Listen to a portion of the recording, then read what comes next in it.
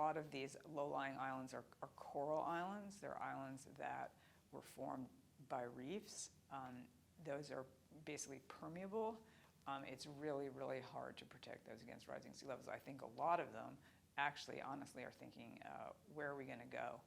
And have actually, in some cases, bought land on other islands, or are trying to negotiate with larger countries, New Zealand, Australia, to take refugees. There's going to be a tremendous number of climate refugees from sea level rise, and that is most dramatic from these low-lying islands in the Pacific. But when you look at the sheer number of people who will be exposed to rising sea levels, places like Bangladesh, with population of something like 130 million people.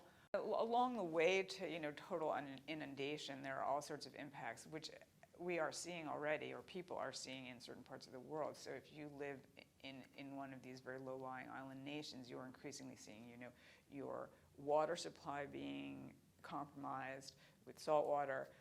So all sorts of creeping impacts before you're just underwater. Developed economies are going to see tremendous impacts from rising sea levels. I mean, in the US, there are already in major coastal cities, you're seeing impacts, increased flooding, certainly increased flooding when there are storms and very high tides.